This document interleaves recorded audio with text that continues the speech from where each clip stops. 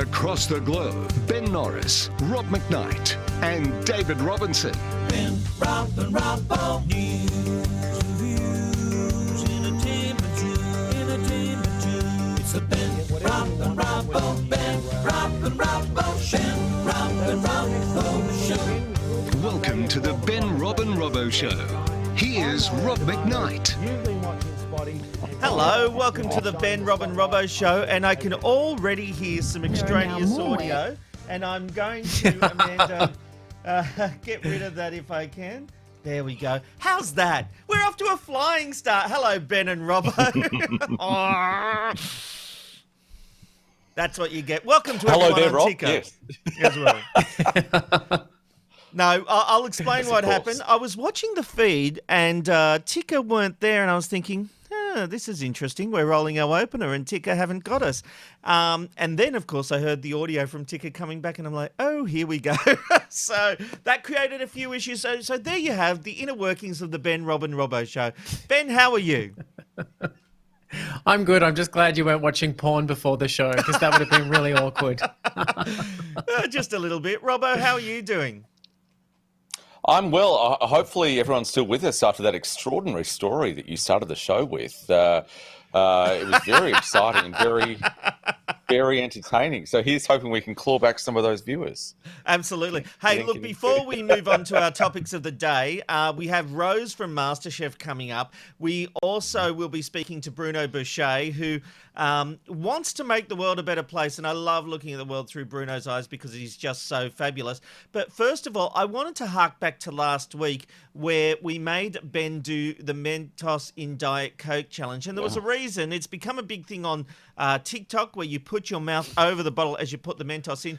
Let's have a look at that footage before we move on. Ben, let's remind you of what happened. I'm just going to take this lid off.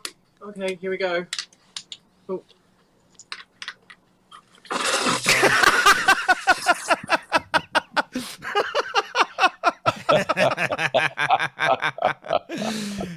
Ben, the things you do for internet streaming shows. Yeah, why? I think my mum said to me the things that you do to entertain other people, and I can tell you that I could taste Diet Coke in my nostrils for at least 24 hours. Oh, fabulous. There you go. Well, look, plenty more shenanigans to come along on the Ben, Rob and Robbo Show. But first of all, let's get to our big hot topics. And first to a developing story this afternoon, as new evidence suggests that children transmit the deadly coronavirus. Many more adults have been infected than children, and those few kids who have got it show either mild or no symptoms. But they do come into contact, especially in schools, with many more adults. 2 unconfirmed studies have shown that kids could possibly be the conduit for the disease.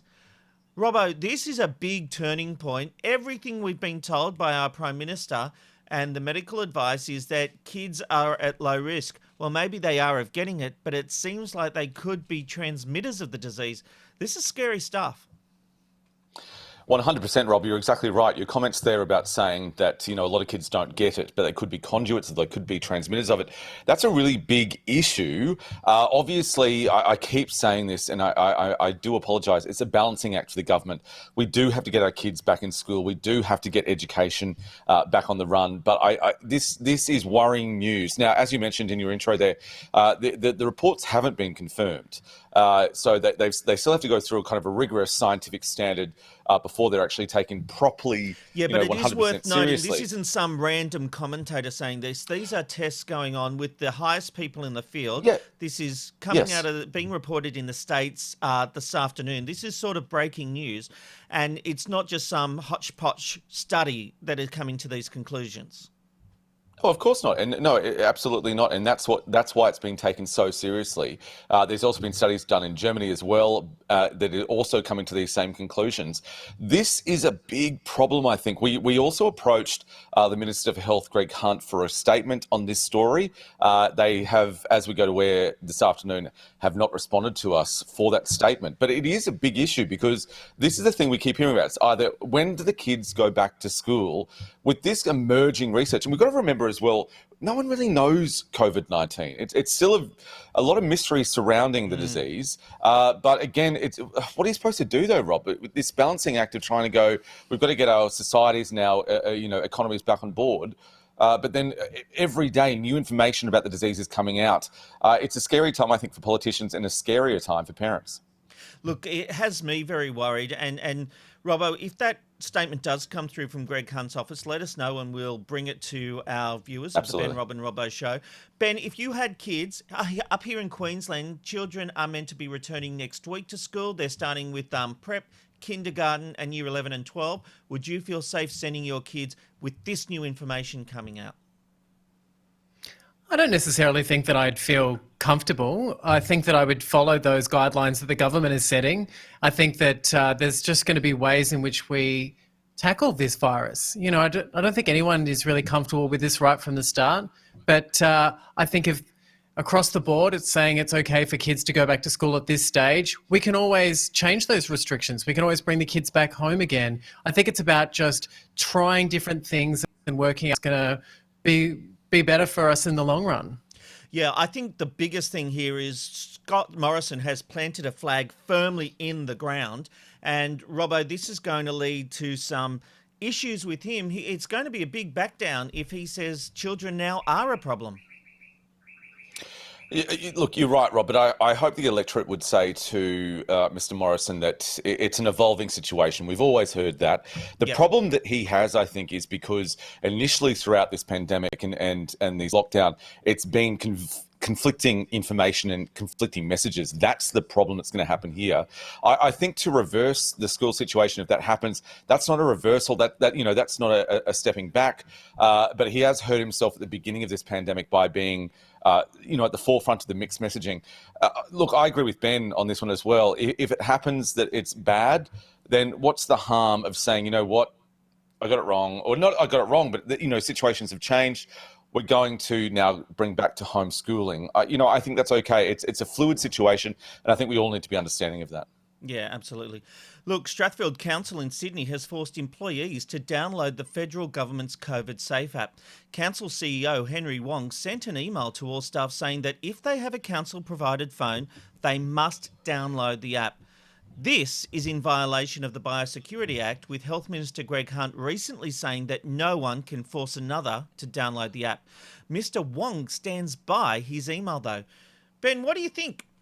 It's a phone owned by the council. Should they have say over what you have on that phone? Well, I think it's the same conversation as yesterday with the flu jab. I mean, I guess you're saying that if you're working for an organisation and they're paying you good money, or you should be privileged to be there, then you have to follow the company line. Oh, I'm not saying that at all. I'm not saying that at all. I think this is absolutely ridiculous. I have still not downloaded this app because I do have privacy concerns, and I've seen enough high-profile people, government people that work in and around government, basically say they are not going to download this app because they are concerned about what will happen with the information. When they're saying it, I get worried. But hang on a sec, what's the difference here? Like, what's the difference between, being told to get the flu jab or downloading this thing? I mean, both of these things that are being put in place are there for the protection of people across the board, and for me personally, I don't want to get the flu jab, so that's my decision. And I don't think a government should be telling me my company should be telling me what to do. And the same as this app that's being told to be installed. I don't like the fundamentals of these things. I get that we have to examine things differently, but I just can't see how you can see that these two things are that different. I think they are very different. What we had yesterday was an NRL player. They want to get the game back into play, and what they're doing is having lockdowns. They want to get the council back to working. They want to make sure everyone's healthy working at the council. No, it's a different thing. The player has the choice to sit out and not take the flu jab, and that was my point. And I do think there is a difference when you're talking about talent-based employments rather than general everyday employment. A council does not have a domain over your private life, whereas with NRL, everything they do on and off the field is why they get paid a big There's a strange times. There's a strange time. Yeah, look, I can understand. I've got to say something here. I think that's no worries. I see both of your points, but if you don't want to download it, then you pay for your own phone. That's as simple as that. If the Exactly council is right. paying for the phone, That's a great example. No, then I don't you think give it's your that phone simple. back. Their property. No, it's not. 100%. It's their Because problem. No. you're- If they want to download it, then that's fine. If they are giving you a phone because you have to make a lot of work calls, then that's why they're giving you this phone and the money, because you are expected to do a lot of work from home. And so you're expected to take a lot of calls from home. This is the only reason employers give their employees phones, is so that they do extra work. Your extra work is not predicated on the fact you download this app that follows your every movement. Yesterday with the NRL player who wouldn't have a flu jab, his employment is based on the fact he's healthy and in these strange times not infecting others. And they are taking every precaution. We're talking about elite sports stars and workers. And the government and a council, and this is the big problem with councils again. I would love to get rid of local council because they are nothing but interfering little busybodies that disapprove anything anyone wants to do. They get in the way just because of their own opinions, which, let's be honest, when we go and vote for local council elections, do we really know who we're voting for? I got to be honest, I live and breathe news, yet when it comes to council elections, local council elections, I barely have any idea who I'm voting for, and I hate it. Well, let's do take the away from the research. fact that I it's a think local two things. council. Okay, Ben, that's a fair point. Yeah, do the research on anything. When it comes to electing anyone, a politician or the local councillor, do your research and find out what's going on. And my other suggestion is I think it's time to switch to decaf coffee in the morning, because I was especially loving the rant. Well, I don't drink coffee. So Really? But Robbo, you wanted to say thing just before we move on.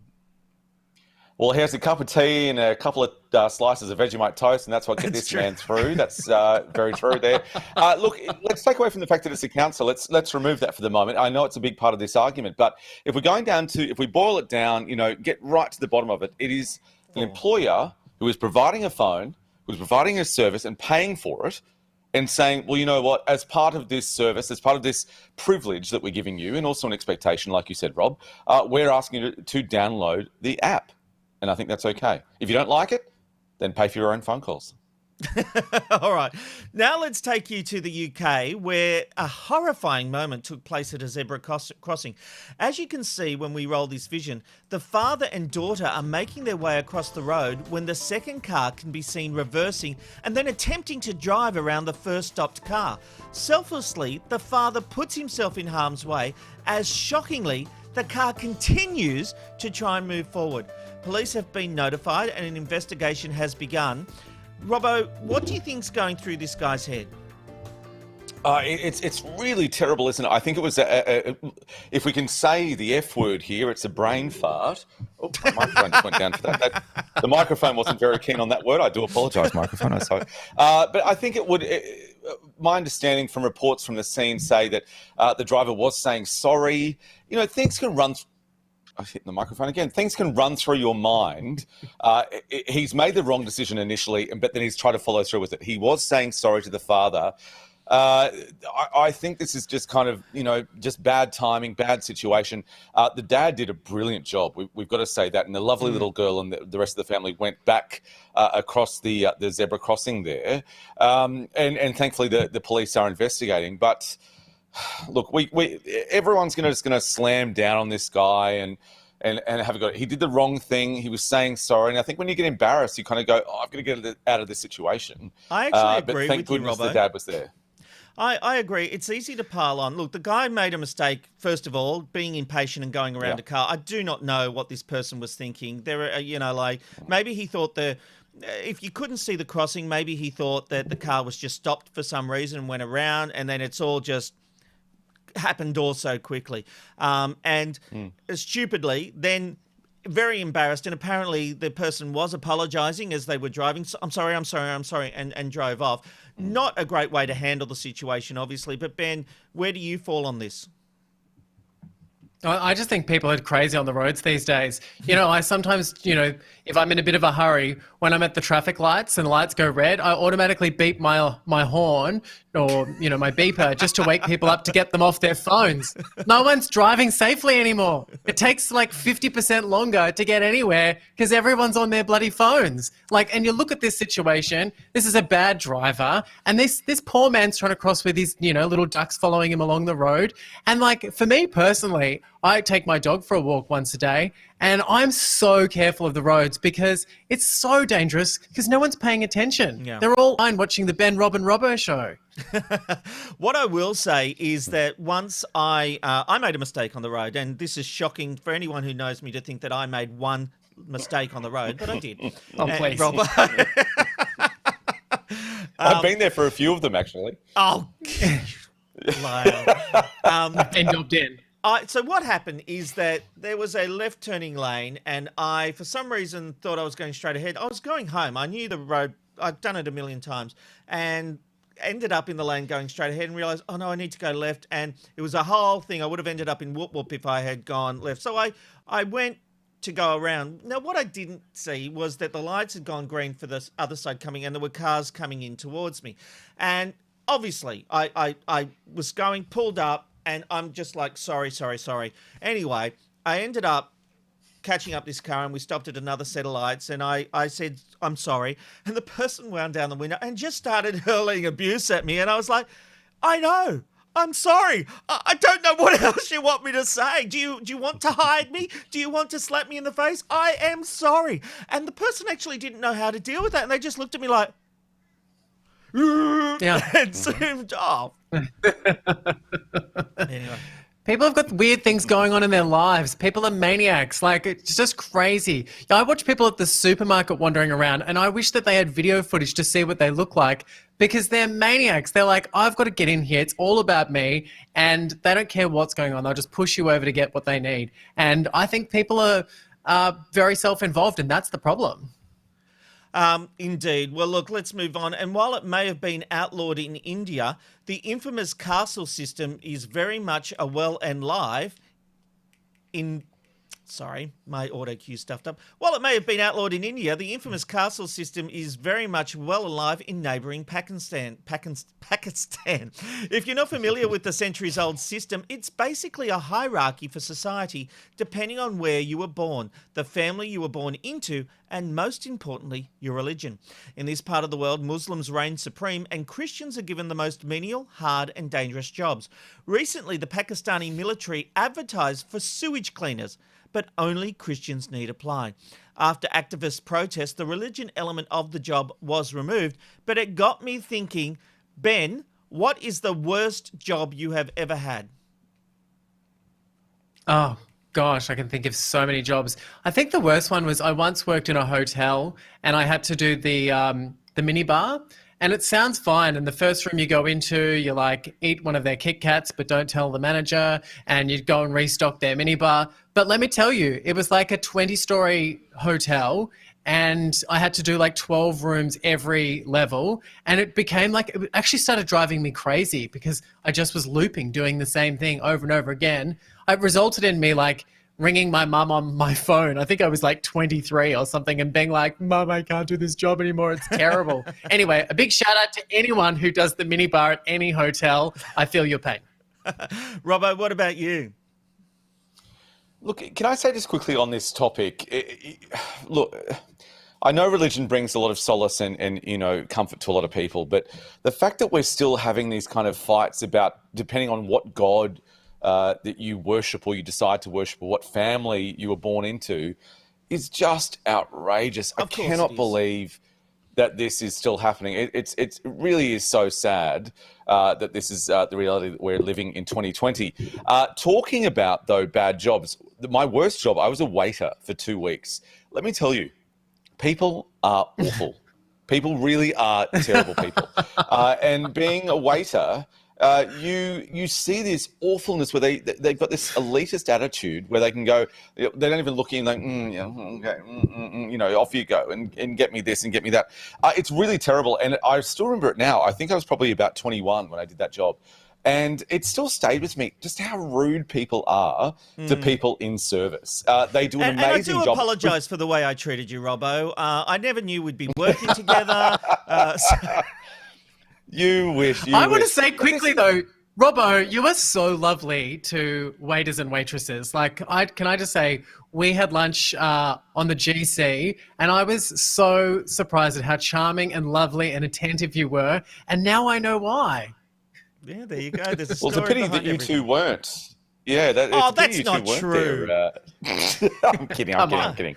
But these are wonderful people. They're still humans, and just this idea of going, yes, get me that with you. Piss off, mates. Like, you're not above everyone. And waiters and service and hospitality staff and cleaners, they are at the foundation of our society. Absolutely. And deserve much more respect. Absolutely. Well, look, there are many great Australian institutions, and among those is undoubtedly the NT Times. 6 years ago, an icon was born with this wonderful front page showing Jamie Packer and former CEO of the Nine Network, David Gyngell, in a dust-up. And we've got the vision here. Famous for its outrageous headlines, the NT Times didn't disappoint. We've got that vision coming right now because you have to see this.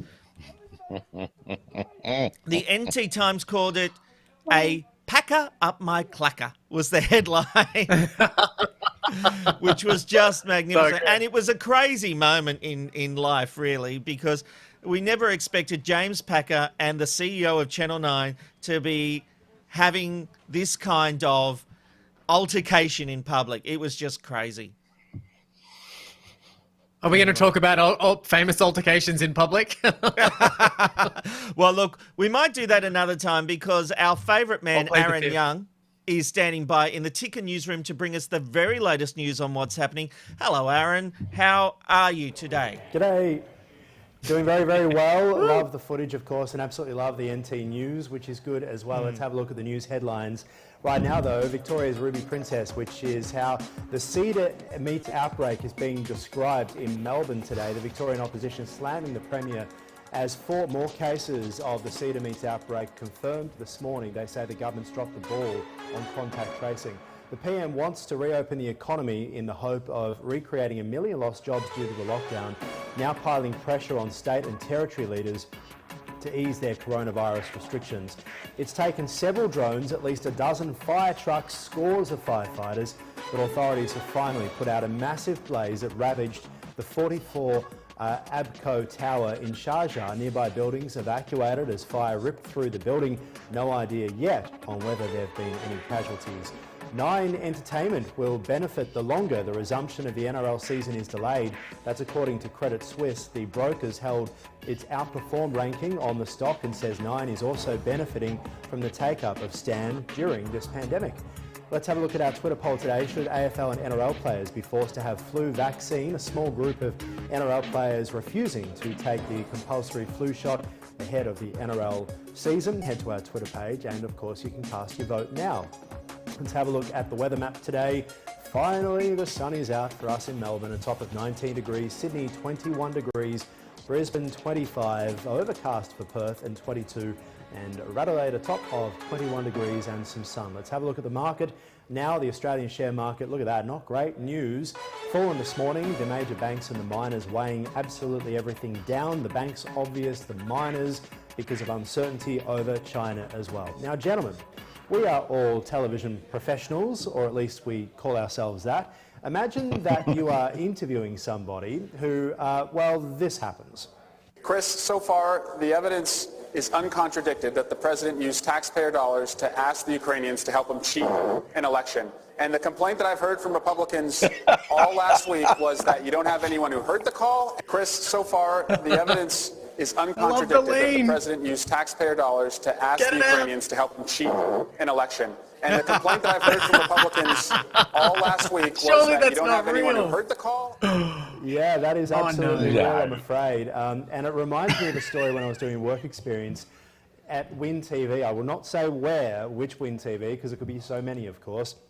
And the presenter said to me that they had a reporter who would do pieces to camera and had a farting problem but wasn't actually aware that she had it. And so the cameraman would have to interrupt the piece to camera and say, you need to do another take. But she just had no idea. I don't know how you could be oblivious to it, but anyway. And that look, high obviously, pro- we apologise, of course, for bringing that story up about Liz Hayes. We wish her all the best on that. And it absolutely Joking, was Liz. not Liz. Joking. Hayes. I know you're watching. Joking. Yes, that's right. All right, Aaron. Thank you very much. We will see you tomorrow. Thank you, kind sir. Okay, thanks. All right. It is. I love how we left then. Oh, I know. okay. Yeah. No, Aaron, are you okay? Aaron, you sounded so disappointed. still there? Yes. You were like, I Okay, can't see thanks. you guys, so I have no idea when I'm on air or off air. I just sit here smiling, going, bye now, see you tomorrow. yeah, you were like, Well, you we- look we fabulous. said goodbye, Aaron, and you were like, okay. Oh, bye, guys. Just going back to my gym. Take it easy. Sorry, buddy. Sorry to put you out. Yeah. Mate, we look God, forward nasty. to your stories tomorrow. Thank you very much for being with us. Thanks, gents. We'll work on his. Better, we'll work better. on those. All right. It's Wednesday, and that can only mean one thing. It's time to go down the rabbit hole and look at the world through Bruno's eyes. Bruno Boucher is with us once again. Good morning, Bruno. Hey, how are you, Ben, Robin, Robbo? I just realised I finally got the show name correct. But can I tell you, I was looking at the tickers just before, and it said, "Oh, we have a new Facebook page. Look up BBR Show." So No. even the show doesn't know what the show is. Have I'm reading it now. I wrote the ticker, Yeah. and there's BRR. That's correct there. Yeah, that's BRR. Oh, here we go. Here we go, it's coming Facebook.com up. BRR show. Oh, here we go. Here we go. Just search Just- BBR. Oh, Rob McKnight. Anyway, That's where all the viewers have gone. enough. And yeah, that's the that's a Ben, porno Bruno, site. and Robbo show is sounding great. Now, Bruno, Thank you, Bruno. before we start, we need to congratulate you on some wonderful news. You're having a baby. Oh, yeah, thank you. Yeah, so excited. So we've already got a little girl who's 3, and, you've got to spend a lot of time with toddlers. So we just thought, having a little one can kind of be the babysitter. You know, they can just look after themselves. Thank God. So Indeed. And Bruno, Indeed. Bruno, are these live pictures from your wife's uterus that we're seeing there? It's going to be a very, very difficult birth. Yes, unfortunately, that's a real picture. I love the fact that the baby has the crown He's on crowning. as well. That's just fabulous. But interestingly, you just mentioned your little girl. She didn't take the news of it being a boy so well. Let's take a look. You're having a brother. No, I want you. It's a boy. No. No, no. I feel there's going to be some issues, Bruno. But it's funny though how I was gonna say how weak their minds are, but that's probably not the best way of putting it. But listen, I was able to then convince her 30 seconds later of, well, if I give you a chocolate, will you like the idea of having a brother? And she was like, yes. But there you go. I didn't think it'd Do cut you through use as that well sort on of the video if I mentality? had the result. Do you use that mentality on Kyle Sandilands when you're working with him? All jokes I'll give you a aside, when I was chocolate if you do this interview. When I was EPing the show, I would use Kit Kats. If we were doing something like a pre-record, I would be like, listen, Kyle, if you can stay 10 minutes after the show to do an interview with Dua Lipa, I will get you a big, chunky Kit Kat. And he was like, yeah, deal, mate. That is smart EPing. Now, look, this week you actually wanted to talk about crutch words.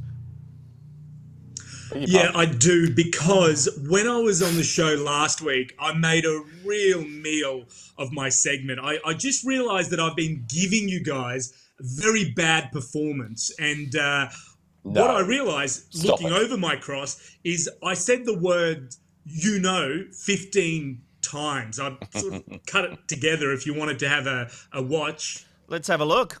No, I don't know. You know, I sorry. thought it was pretty good. The thing is, Yeah, it's not too bad, you know. I'm actually guilty of the ums, and everyone says when you're in broadcasting you should never say I am an king. I'm like, you know, and people have said you actually use it as a segue. You know, we can see your train of thought as you go from one thing to another with an and so I'm trying to get rid of it, but that's my habit. It's so difficult to do. So what I thought I'd do today is put together a very quick list of the top 5 crutch words that we either have ourselves or know someone annoying in our lives that use them. No, fabulous. What have we got first? Let's kick off at number 5. Number 5 is honestly.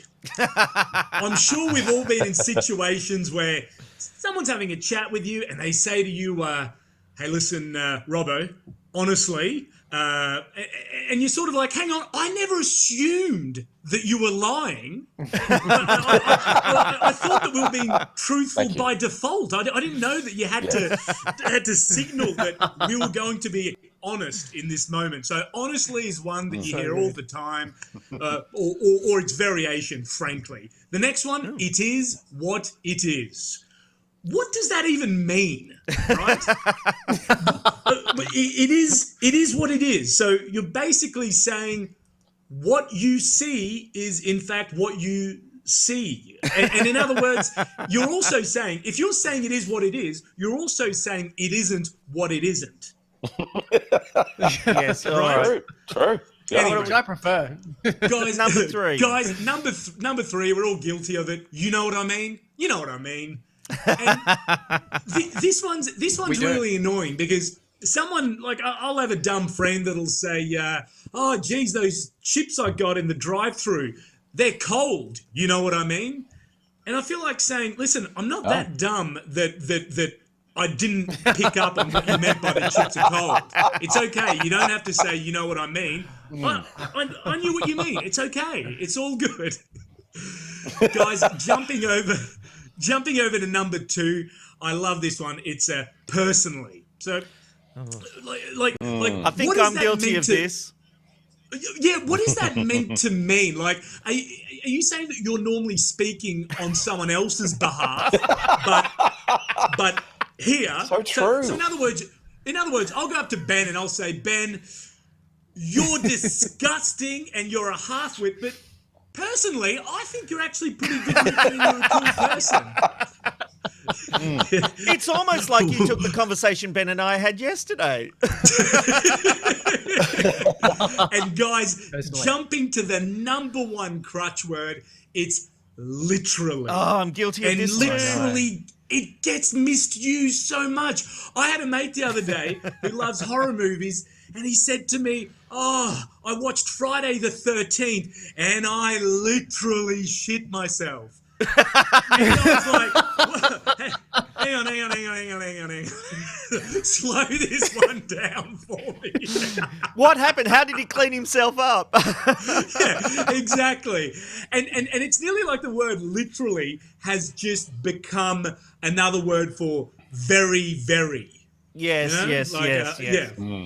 But there you have it. If you use those crutch words, either do something about it or don't. I've tried to remove the amount of you knows that I've been using, so hopefully this one sounded a little bit better, but Crutches are hard. Crutches are hard, but, you know, still better than crutchless panties. Well, that's a matter of sure. opinion, Ben. I mean, Bruno, Are you wearing I'm just crutchless gonna panties? ask you, Oh, no. literally, I just have to know personally whether a good friend of mine, a source that I can't reveal, has asked me to confirm how many of those radio awards behind you are yours. I feel bad about this. Honestly, and it is what it is, and I'm literally going to have to tell you, you know what I mean, what they are. The vast majority of them are actually my wives. I think I might only have one. Let me try to point to it. This one there is mine. This one there is mine for best producer, and all the other ones are best producer for my wife, who's the smart one in the household. I just carry on. Please know that I feel bad about making that joke, but I thought it'd be fun for us. It is what it is, Bruno, thank you very much. Yeah, I love looking at the world through your eyes. We will see you next week, my friend. See you guys next week. See you, Bye. mate. Bye, Bruno. See you later. And now He it's nailed time it. for the random live shot of the day. It's the random live shot of the day. Where are you going today? You'll never know where you'll end up with the random live shot of the day. And today we're taking you to Maine's Hog Island in the US. This live cam provides an intimate view of the nest of osprey couple Rachel and Steve as they feed and protect their offspring until the chicks are old enough to fledge. It's a partly cloudy day over there with a low of 10 and a top of 16 degrees. And while we look at those live pictures, let's take a look at some of the feedback coming in to the Ben, Rob and Robbo Show. I don't have kids, but I feel for families and school communities, says good friend of the show, Beck Hocking. We have this one from Mark where he just simply says, great show. We'll take that. Thank you, Mark. Carol Spencer, also known as Carlotta, the wonderful Carlotta, says, if governments did apologise, sometimes for mistakes, we would trust them more, and we all make mistakes, but never them. And she's referring, of course, to the fact that the new information out of the US this morning says that kids are carriers of COVID-19 and could be transmitting it. Still a lot of work to be done to verify all that information, but we will see. Jason Ferguson says, agree, governments will never apologise. If they did, it would show they were weak. Amanda's got some good advice for anyone being forced against the law to download that COVID-19 app. If your workplace is making you download the app, it still only works if you have the Bluetooth on. Another nice piece of feedback coming in from News Guy 23. I love you guys. You're all amazing. Well, two of us are. Who's not? Wait. Which two? Oh, God. Which two? Isn't it? You're all Security amazing. can't handle it. I was putting me in that category. Hey, we've got this one from Carol again. Robbo is spot on. Religion, look at history, ruined everything and still doesn't pay taxes. Great point. It is a great point, isn't it? And that is the feedback coming into the Ben, Rob and Robbo Show. We love your feedback. Use the hashtag BRR on the social media platforms. All right, now it's time for entertainment news with Ben. I love that I nearly fell over myself to start this entertainment report. I think I nearly fell over the chair. Well done, me. I can actually sit down without falling over. So kicking off the news today, there has been an ongoing battle between Channel 9 and the NRL, and it looks like shots have been fired. Now, it's been widely reported that Channel 9 have not really appreciated or understood its partnership with NRL. I think we've got some footage here of some NRL, and we've also got some footage there of Hugh Marks, who he's the one that's fired a shot and has said that the league may not be a part of Channel 9's future plan. It looks like the league's financial state, they have suggested that Nine are looking to take advantage of extending its contract. I'm reading this out because I missed my place. And you know what? I'm talking about sport and I got no idea. No, but, look, this is really interesting because this is breaking news this morning that was said at a investor update by the network, and so they've made the point that look, NRL is a loss leader for Nine. What that means is they pay more for the rights than they get in revenue. And now with the competition set to go until November, advertisers are not around at the moment. So the network is not rushing in to have basically the full season played. And what has also happened is the network announced to the stock market that they could save $130 million if the season didn't go ahead. Now the NRL is desperate to get some of that money. Hugh Marks has really been drawing a hard line on this and saying, well, hang on, you're not approaching us about going back to play. There were issues with the previous CEO, and that's what led to the CEO's resignation. So Nine are really not basically saying here, we don't need the NRL. And this is a huge turnaround from the network that has had NRL for decades. And so if Nine walk away, Seven are not in a position to buy it because Seven are really in the middle of a major cost-cutting at the moment. And we've seen that. We've just had the head of Seven Studios, Therese Haggerty, resign this morning, although her resignation was coming for a long time, but Seven are looking at selling Seven Studios. You also have the issue that Nine need to save costs because of the weak advertising market because of COVID-19.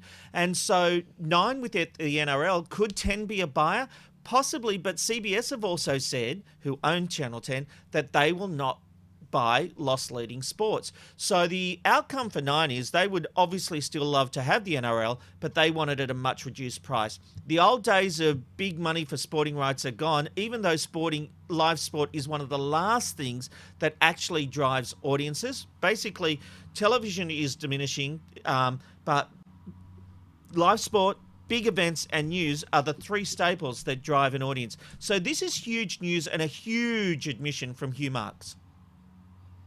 Yeah, I think it's just a contract negotiation, though. Like, I think it's tactics that's happening on both ends of this because they just want it for a cheaper price. You know, it's a negotiation tactic. So it'll be interesting to see how that plays maybe out. I gave too much background there, Ben. I get a bit excited. I appreciated it. News. No, I appreciate it. And you're a Queenslander, and NRL is important to you guys up there, which is important. So, and I learned something. Not me, but apparently. I can't imagine you watching the sport. In other entertainment news, we have Daniel Radcliffe, who is synonymous with the Harry Potter brand. It turns out he is going to be a part of an Audible thing where you can actually hear him reading out the first chapter of the original book. I'm in my sitting room. In a sort of book room. I am in my little cosy corner where we like to do reading. And I'm sitting here warm and cozy in front of the fire. And I'm really excited to get to read Harry Potter. Harry Potter. Harry Potter and the Philosopher's Stone. Harry Potter and the Sorcerer's Stone. By J.K. Rowling. And there we have it, guys. I'm Daniel Radcliffe, and this is chapter 1 of Harry Potter and the Philosopher's Stone. That's amazing. It is going to be so good because, like, just recently on Audible, I was actually downloaded. There's like an Alien 5. I love the Alien movie series with Sigourney Weaver. And they actually got some of the original characters to come in and narrate some of this new audiobook, which just makes it seem so much more special. But the other famous faces that you saw there will also be taking part in some of these chapters that'll be being read out. I'm like a little bit surprised, like Dakota Fanning. I don't know what her connection is. And also Victoria Beckham. You know, what's her husband doing reading it out? I hate his voice. He's got the worst voice ever. You don't want David Beckham reading out a book. I'm surprised he can read. I'm surprised. And then Harry went in. He sounds like the Goblin. And then Harry went in and he got out his Sorceress Apprentice. I feel so bad, Robbo. Do you hate us right now? Oh, look, hate's a strong word, Ben and Rob, but, you know, we're always looking to recast and you never know. So, yeah, keep going.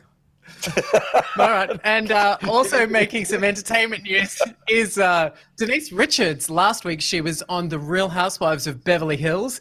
And interestingly enough, in the show, she and her husband were having some very interesting dinner conversation. I feel like we've all been to a dinner where someone's partner just starts rambling and embarrassing us. We've got some footage of this particular conversation. See what you can make of Denise Richards' husband's dinner conversation. Everything you've been taught about how disease process and stuff works is not true. Traditional isn't traditional. It's allopathic. And allopathic, it means alternative medicine. Look it up. Erin has a job where people get tremendous results, and sometimes certain organizations don't like to see those results because they make a lot of money otherwise, and there's times we're followed. There's that weird car. I know. Oh, look, I just find it so funny to watch this. Like, at the end of the day, we've all been to one of those dinners where someone's partner starts talking about 5G towers, or their anti-vaxxers start talking, or people start talking about their weird health things that they're doing. And you're just like, hang on a sec, you need to stand on their foot and say, move on, because you're embarrassing me. Could you guys make any sense of what that guy was saying? No. No, look, the biggest worry for me in that clip is obviously his health words there, but also the haircuts. A lot of those women were also a big problem for me, and also the fact that he's driving with a mug, a ceramic coffee mug. I think that we should probably put him in the category of idiot. Yeah, he's with Pete Evans. Anyway, moving along to story number 4 for today is Tom Cruise has made headlines again, and I feel like I talk about Tom Cruise nearly every day, and maybe we should, but he has just announced that he's going to be making a movie with Elon Musk, and this film is not only going to be set in space, but it's actually going to be filmed in space. Now, it's not unusual, I guess, for Tom Cruise films to have these action-packed stunts. We've absolutely seen the Mission Impossible series where they've upped the ante on special effects and unbelievable things. The hard thing to imagine is Tom Cruise does all his own stuff.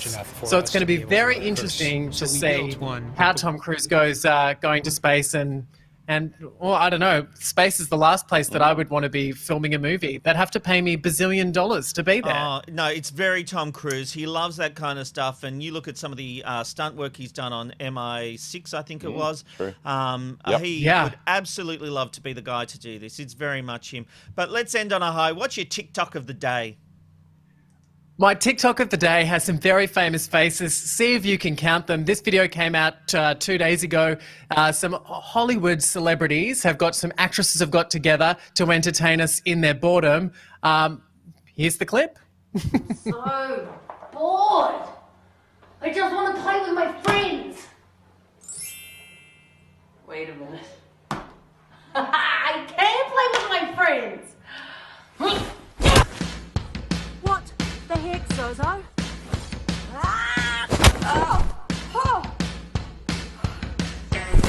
Drew Barrymore. Julia Lewis.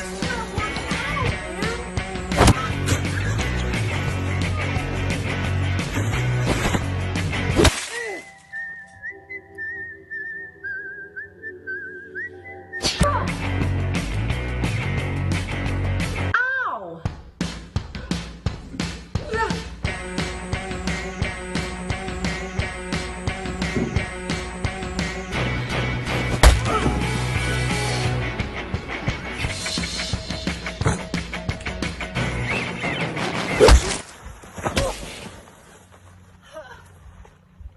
Ow! I love this game! I think it's amazing. There's a lot of work has gone into that, and I was really surprised at how many big names were actually in this clip. I've actually edited it down, so I've cut out about 25 other female celebrities that took part in this. But you've got Cameron Diaz, Drew Barrymore, Margot Robbie, Florence Pugh. You've got so many big stars. I guess they get punched in the face so quickly that it's hard to recognise them all. Well, thank you very much, Ben, for the entertainment report. We will be back tomorrow with that. But still, you'll be hanging around. There's still more to talk about. And first of all, we're going to have a look at what happened on last night's MasterChef with Robbo. Well, last night's MasterChef episode had it all. There was a taste test, a sudden death taste test, and a pressure test. The Suburban Week continued on the hit show, but unfortunately it was a miss for Rose, who was sent home. But never fear, she is right here on the Ben, Rob and Robbo Show. Rose, welcome to the show. Thank you so much for joining us. Let's get to that first taste test. There were 20 ingredients in that little dish. Unfortunately, you only got 6. Was there a particular ingredient that you were surprised that you didn't guess? I was surprised that I guessed 6. I'm going to be really honest. I had a really hard time with that dish. It was nothing that I'd seen before, so I couldn't actually just guess. I just kind of went off flavour and profile, and yeah, I actually don't know what 6 I got right. So they don't actually tell you which ingredients you picked correctly. So I actually have no idea what 6 ones I did get right. I should find out, actually. I might ask them.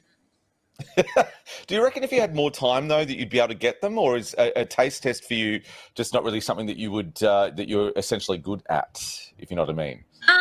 I think the more time you have in a taste test, the worse it is, because you, like, that particular dish had little oils dotted all the way through. So the more that you moved the dish around, the more that the oils blended in with the white sauce, and then it all just became one hot mess. So I think the more that you're trying to taste it, the harder it just gets. So quick is good because it's your first instinct. Like, you put it in your mouth and you're like, boom, that's chili. Right, write that down, you know? So your first instinct is always your best. And the longer that you hold on to it, it just becomes lunch rather than a taste test. So do you think there's almost phantom flavors where if you do take too long to guess it, all of a sudden, is that ketchup? Is that gravy? Is that onions? Is that what happens, do you think?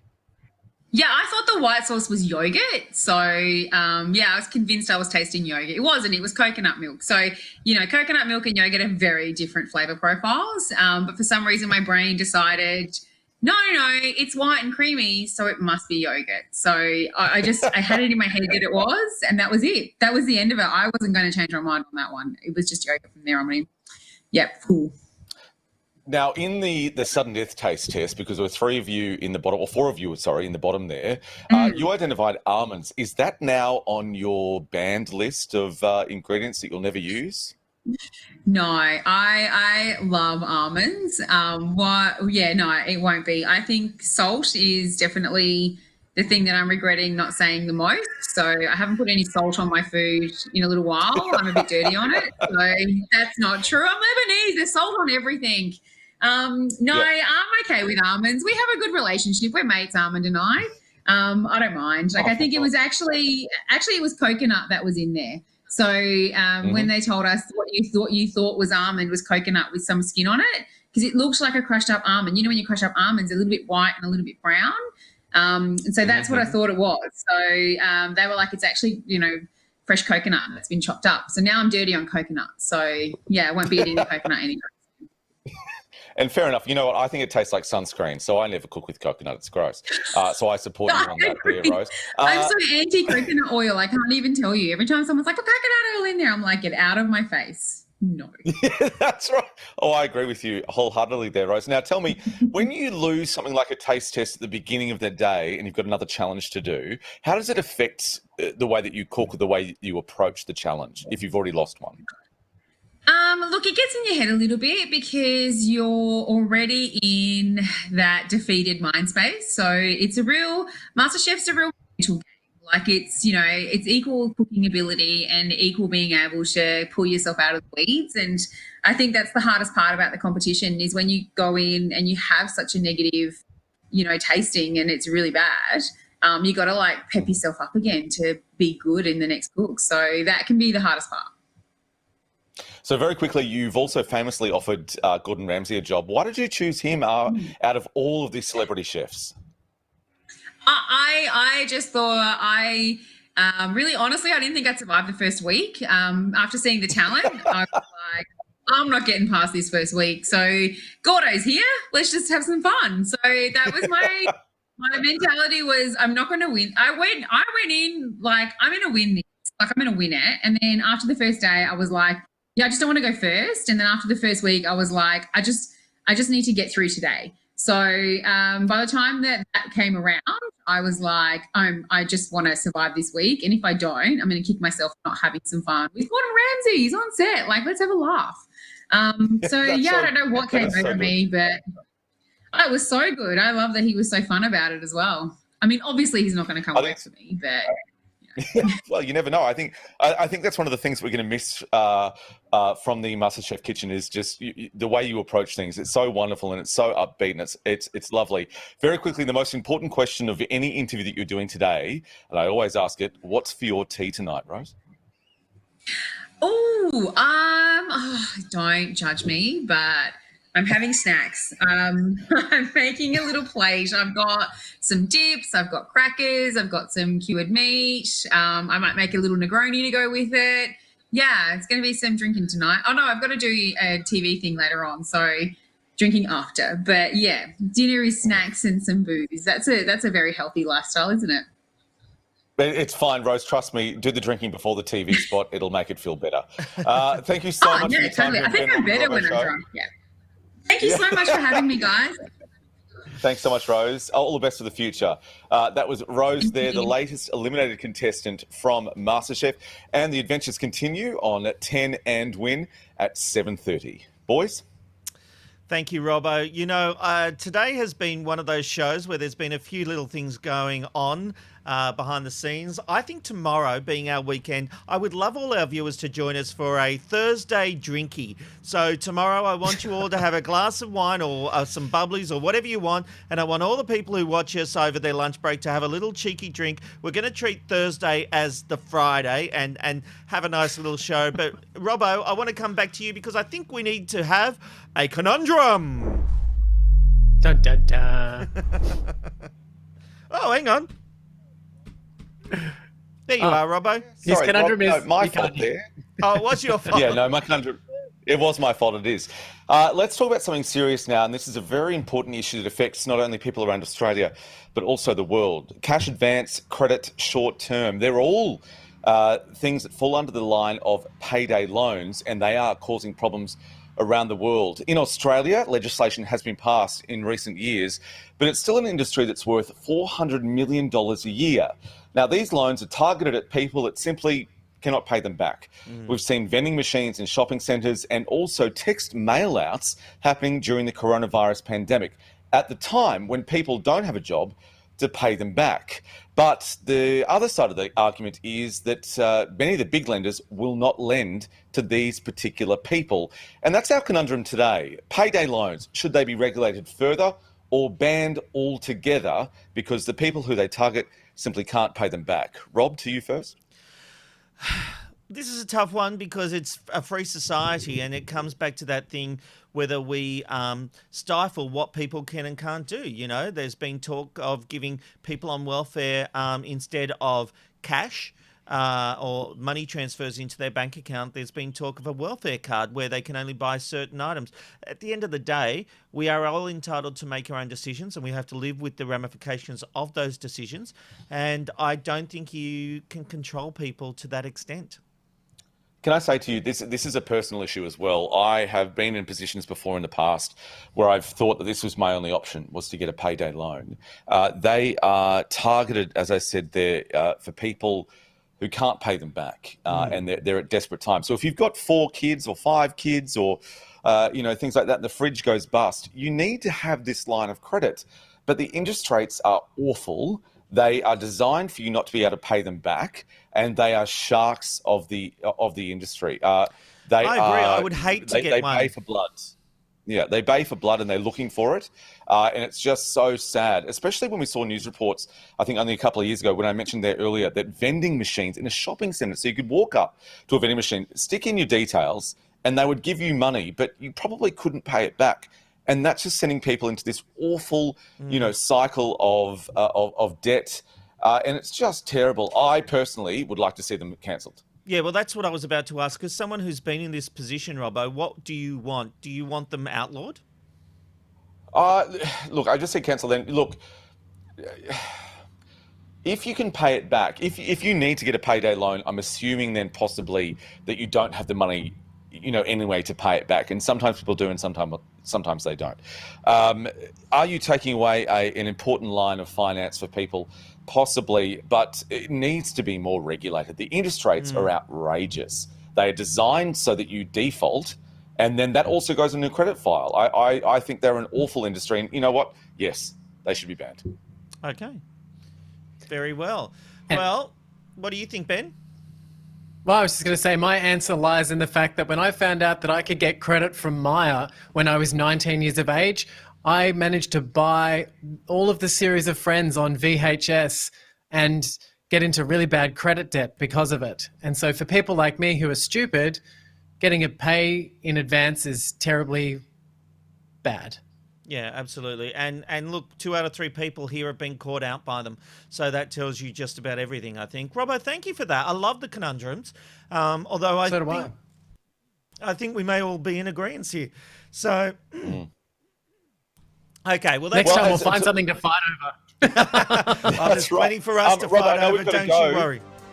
I know we've got to go, but a big hit tomorrow. We've got Jamie Dunn in Agro on the show. So very excited about that. I love I'm aggro. very excited about that. And we've got one bit of feedback about our Drinky Thursday. Carlotta says, got my gin ready. Yeah. So tomorrow, have your drinks when you join us at 1 o'clock. You'll have the countdown and you can't drink until we get on air at 1 o'clock. Join us for Drinkies tomorrow. And Jamie Dunn, we could be sloshed by the time we get to Jamie Dunn and Aggro. I do believe we might get a slight appearance. Anyway, that brings us to the end of the Ben, Rob and Robbo show. Thank you, boys. We'll see you tomorrow. Bye-bye now. Rob and Robbo.